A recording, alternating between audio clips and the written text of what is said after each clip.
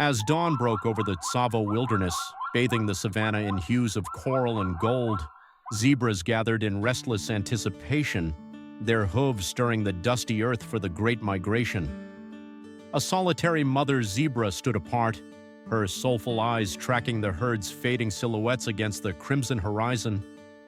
Her foal, fragile and wobbling on slender legs, was too frail to brave the grueling journey across hundreds of kilometers of sun-scorched, treacherous terrain. Torn between the herd's ancient rhythm and her fierce maternal bond, she chose to remain, seeking a tranquil refuge to nurture her young one until it could withstand the wild's demands. The pair roamed through Tsavo's rolling, amber-hued hills, where brittle grasses swayed under the relentless African sun, their path chosen to evade the musky scent of lions and hyenas prowling in the shadows. By night, they huddled beneath a canopy of twinkling stars, the mournful wail of the wind weaving through the distant roars of nocturnal predators, their calls echoing across the vast plains. Day after day, they scavenged meager clumps of dry roots, their bodies growing gaunt with hunger and exhaustion.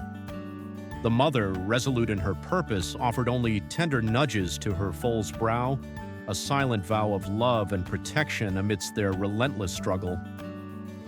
One radiant afternoon, their weary steps led them to a verdant valley where lush grass shimmered like an emerald sea under the golden sunlight. Beyond it sprawled a barren expanse, encircled by a rusted steel fence, a forsaken farm untouched for years, its eerie silence unbroken by the tread of humans or beasts. The mother zebra paused, her gaze sweeping the desolate land with cautious hope, her ears twitching at the faintest rustle. With a gentle nudge, she urged her foal toward a gap in the weathered fence. The foal slipped through effortlessly, but as the mother followed, jagged barbed wire snagged her chest, its rusted thorns sinking deep into her striped flesh. A sharp wail pierced the serene valley as blood seeped onto the parched earth, staining her coat. In panic, she thrashed, but each desperate movement tightened the wire's cruel grip, carving deeper wounds into her chest and shoulders. The foal, safe within the enclosure, neighed in anguish, circling frantically as it sought a way to aid its mother.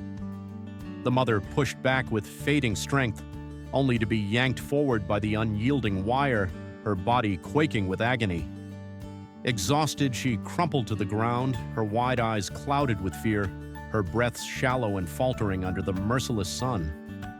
The foal, its heart breaking, pawed at the earth, unable to breach the tangled barrier.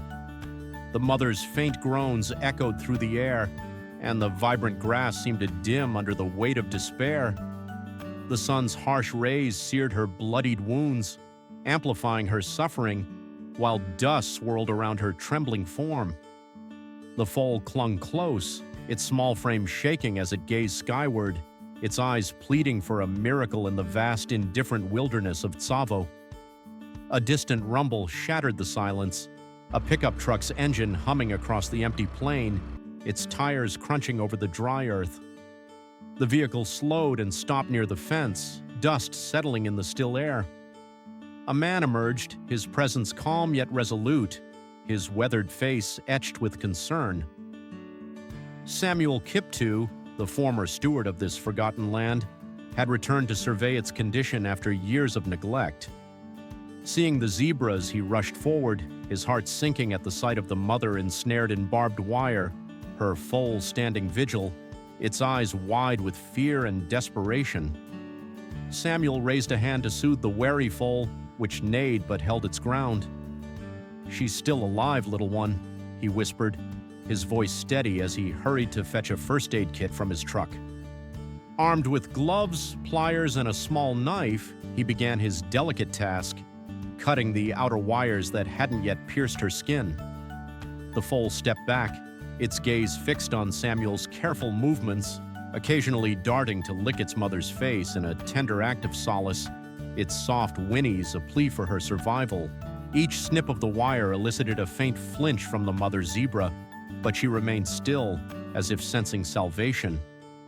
Samuel worked with precision, untangling the wire embedded in her shoulder, where it had sliced deepest into her flesh.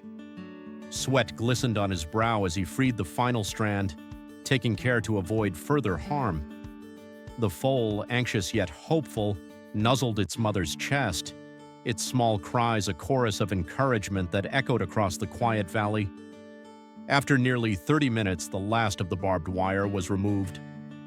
Samuel set the tangled heap aside and cleaned the wounds with a soft cloth soaked in antiseptic, the sharp scent mingling with the earthy air. The mother's faint breath steadied, her eyes flickering open, meeting Samuel's with a spark of life. "You're a fighter," he murmured, applying disinfectant to the gashes that marred her striped coat.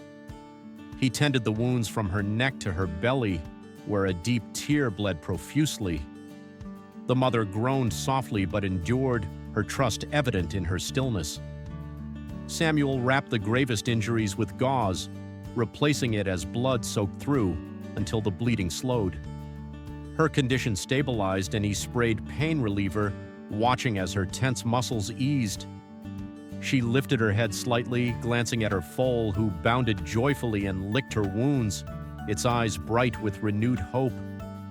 Stepping back, Samuel fetched a bundle of fresh grass from his truck, its sweet scent filling the air as he set it before the zebras.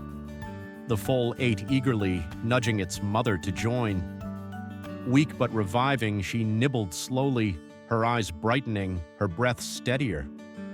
The breeze carried the fragrance of grass and medicine, weaving a quiet promise of renewal across the verdant valley, where the golden light of late afternoon cast long, soft shadows. Samuel rechecked the wounds, ensuring they were secure, then packed his tools.